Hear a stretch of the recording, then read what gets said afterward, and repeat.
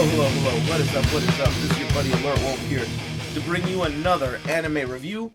This time I'm doing it on Hunter x Hunter, episode 88. Rock, Paper, Scissor, and Weakness is this week's episode. Now, let me get right in. Before I get into the episode, let me explain what's going on with me.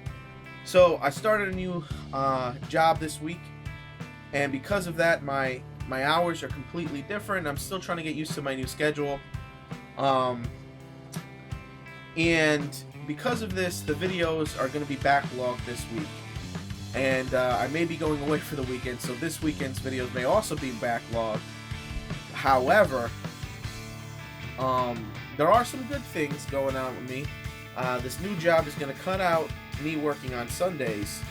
Even though I still have to quit the other job, But this means the weekend reviews should be out faster. So this is good. I should be able to bring things out by Sunday, and most of my reviews fall on the weekend. However, the week, because I'm working more hours, I'm not going to be able to do the videos as fast, so I'm not going to take on any extra videos other than the videos I've already started to do. So I was going to try to pick and choose from the new anime lineup. And I'm really not going to do that because a bunch of my anime is continuing, like Attack on Titan, Hakenden, its second season just came in, and you have, what am I missing? Majestic Prince that's still going, and obviously Hunter x Hunter. So these are the animes that I'll be continuing. So if you like any of those shows, obviously check them out. And then the other stuff I'm doing on the American side, I would say, is obviously I'm still doing Transformers, I'm doing Avengers, and I'm also doing Batman. So Batman and Avengers are new shows. So it's not like I'm not giving you a new lineup. It's just that for the time being, until I get more used to and more acclimated with my schedule, because I gotta get up for work now much earlier and stuff like that, so I can't stay up as late, and I usually do these all at night. So, we'll see how this translates. But on the other front to getting my videos out faster, half of the issue with me is I have old laptops, and the other half is my internet wasn't that fast. However, I got internet with Optimum. I was able to renegotiate my rates and whatnot, and for $5 more a month, they have a new class for uploads, and I just uploaded a video, Attack on Titan. It took 5 minutes for me to upload this 8-minute video in 1080p definition. It was like 2 gigs. 5 minutes. 5 minutes. So this means I'm going to be able to upload those videos super fast, because I'll tell you right now, it used to take me, it still does, if I use my computer to create a video, it may take 1 hour to 2 hours just to load the video, and then I edit it maybe 10-15 minutes at the most, and then to author the video, because you do cuts sometimes. Most cases it's just straight. Sometimes I do cuts, and I have the bumpers in the beginning and the end, so all this. And then it could take upwards of 2 hours to create the video. So this is already a 4.5 or 4 hour process plus some change, just to create the video. And then to upload the video could be anywhere from 1 to 2 hours, and in some cases where the internet would get slow on me, several hours. Sometimes a 5-minute video, instead of taking like 2 hours, would take like 5 hours. It happens sometimes.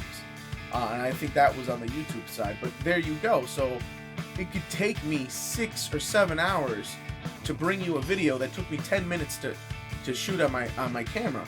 So that's a big lag, and I'm just saying it's a big lag, and that would slow me down. But now, at least for the time being, my upload speeds are super fast now, and I can give you these, but when the video is done, I can give you these videos within moments after I create them. So that cuts a huge chunk of change out of the creation process. And alright, now that all that new business is out of the way. Let's get into Hunter x Hunter. This week's episode was good. It was good. Basically, what's going on is, and I'll give you the sides that we got. We got the boys, and they're training, and they're getting ready to fight Knuckle. And then we got the Chimera Ant side, what's going on with our 3 super powerful hunters, and what's going on with the ants. But right now, I'll get into how the episode began. Obviously, Shoot's ready to attack, and it's funny, the narrator's like, yeah, he's ready, but Shoot's a coward, and he chickens out from attacking Gon and Killua when they're at their weakest, which is funny. And so, as they're training, the boys are like, Gon is like, I don't get it. Knuckle is strong. Physically, he's probably as strong as Kite. Why aren't they already there? Why are they have to go through this? And in that sense, Gon is right. Knuckle is pretty badass, and all the apprentices, so to speak, all the students of the other 2 masters are pretty powerful. But Killua goes, I think it's mental reasons. You see how soft he is when it comes to animals, and that could get him killed. And when you look at the 3 apprentice students we have from the various masters, all of them have specific character traits or flaws that would be why they wouldn't be good in this situation. What's her face palm is she's crazy, right? And she's a little nuts. You have Knuckle, who's a bit of a softie, and Shoot, who's a coward. So although these guys are probably pretty boss and pretty badass, mentally they're just not right for the role. However, Gon and Killua, even though Gon may be a little naive, they've already been through this, and once Gon has that determination, nothing's stopping him. We get more comedy with Pam and Pam and Gon, because they're getting closer. They have like a week left before the deadline, and she's thinking she's gonna have to murder them. Biscuit's like, I better plan my escape.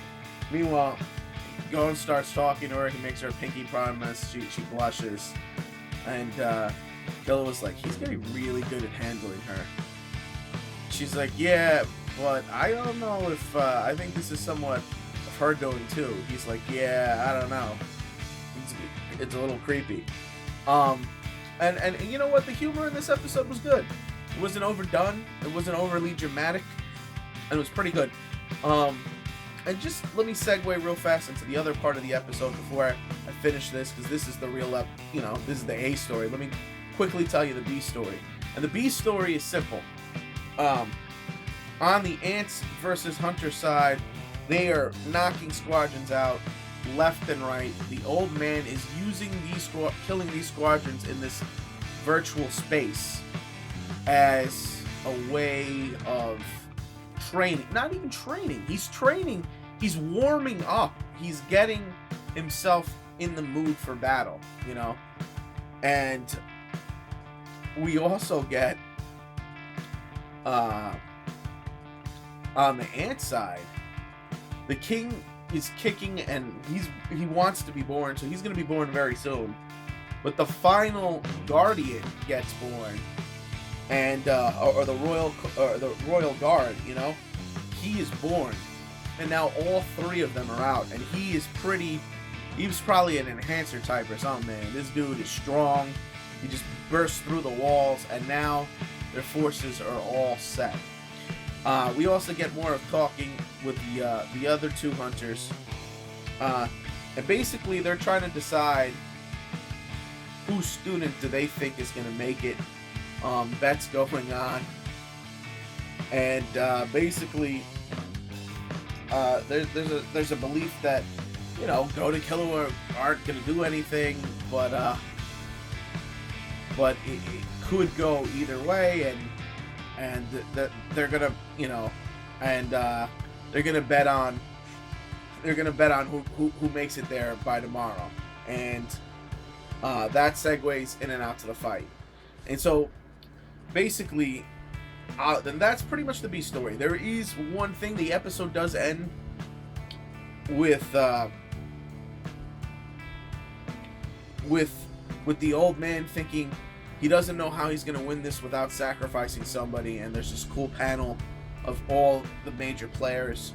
We also got to see Kite being held up with marionette strings, kicking ass. So, you know, I have no idea what they're doing to that dude, but he was dead. So let's see what happens. But you know, that image of the old man just doing that, I thought was super cool. I think I'm gonna use it as the thumbnail for this video, because it's badass. But back to the A story. So basically, the boys, they figure they got a week left in training. Finally, Biscuit feels like it's time for the boys to do it. So they're able to hold their powered up phase, Nen Chi phase, for 3 hours, basically without flinching. You know, they're so naturally calm at it that she allows them to rest and go at him at full strength. And this is going to be the final battle. So they go off and try to face Knuckle for real. They want to know where Shoot is. Knuckles like, you're not even going to beat me. And they end up going at it. And it was Gon. Gon's like, I got this. So Gon goes at it, and we start to see them flexing their muscles, and it's clear that Knuckle is stronger than Gon. But the fight is just getting started, and a couple of cool moves back and forth. Now, what's funny is, and Biscuit said this too in her head earlier, is that when the boys go at him at full power, whether they win or lose, he's going to show them what they lack. Now, Knuckle is like, there are two, your rock, paper, rock fist, you know, has two big mistakes in it, you know, two big flaws. And I can guess one flaw. It is, or if you want to think of it, from my opinion, here's the two flaws I see. One, it's way too slow. Like, it's like a Kamehameha, you know? Who's gonna, or not a Kamehameha, so it's almost like a spirit wave. It's like, who's gonna let you sit there and just build up power until it's too late, you know? And that he needs to be able to draw energy much faster. So, one, it's very slow, and even though it's crazy powerful. And two, it's very telegraphed, you know? Clearly, he's charging up the one hand to do it. And if you dodge that punch, you know, that's it. He just spent all this time, energy into like an all or nothing shot. And if you dodge it, that's it. He's done and left wide open. So those are my opinions on why I think the technique is flawed. However, I have no idea, or not no idea, that's my idea on what he will say next episode. But we'll see. And Killer will look shocked by this revelation. So did Gon. And that was pretty much the episode. Like I said, it ended with the B stuff, but that's it. We didn't get to learn the weakness yet, but it makes me excited for the next episode. And it's starting. Things are starting to shape up, you know. In a way, and I cannot wait to see the insanity that is to come, because you know the battle's gonna be insane when Kite is being used like some sort of puppet, a meat puppet, and he's still retardedly badass, or excuse the phrase, ridiculously badass. So, you know, I really can't wait to see where this goes. And again, guys, remember, I don't read the manga, just because I don't have time for it. But so don't tell me if you know. But that's pretty much, that's pretty much the meat and potatoes of this episode. Now I'm gonna give this one a 3.5 out of 5. Again, I thought it was very, very good. Got my appetites wet again, and I think it was better than last week's episode. And next week's episode looks like it's going to be amazing. I just can't say enough about where the direction of this arc has been. This arc has been consistently good. One or two low points, but nothing so low that it's noticeable if you were to, graph it. You know what I mean? So that's it on me. I've talked way too much this episode, this review, and it's gone too long. But click it up if you like it, comment if you must, and please, please, please subscribe if you can. And this is Alert Wolf signing out.